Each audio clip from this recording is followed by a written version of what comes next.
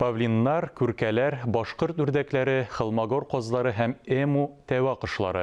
Алших авылыннан Мулеевлар хуҗалыгы зоопаркны хәтерләтә. Тәвәләрне хуҗабикә чагыштырмача күптән түгел генә сатып алган. Кышлар безнең һава шартларына ничек ияләнгән һәм үзләрен ничек тоталар? Бу хакта безнең сюжетта карагыз.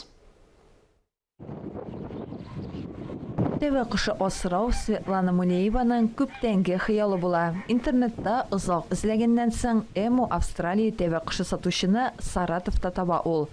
Шул ук тыкымлы кыш йомыркасын Чувашстанда яшәүчедән сатып ала. Изначально просто купила яйцо. Иң элек кызык өчен генә дип йомырка сатып алдым. 5 йомырканың икесеннән тәвә кышлары чыкты. Быел тагын берне сатып алдым.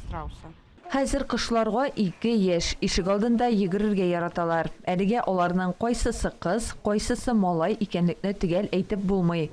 Бу 1 елдан соң гына билгеле булачак. Әмма рационнары башка йорт кышларыныкыннан берни белән дә аерылмый. Едят то же самое, что курица мы вот варим.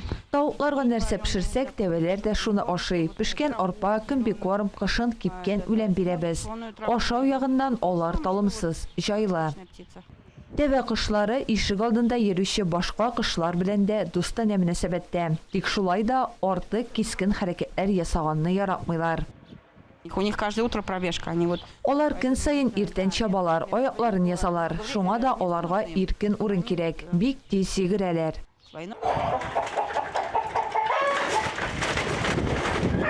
Моңа истәп хуҗабикә павлиннарда тота. Бу экзотик кышларда хуҗалыкта очраклы рәвештә генә барлыкка килгән.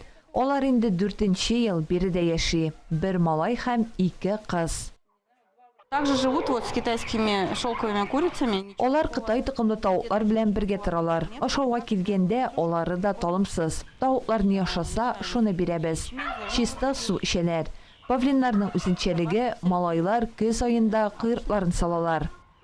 Хуҗалыкта күркәләр, күп сандагы ак, көрән, яшел, зәңгәр су төстә күкәй сала торган тукымлы тавыклар да бар. Әлеге өй фермасын карауда Светланага әнисе булыша. Авылда яшәүче балалар бу зоопаркта еш кунак була. Алсу Самигуллина, Илнур Кадыров, Татарстан яңалыклары.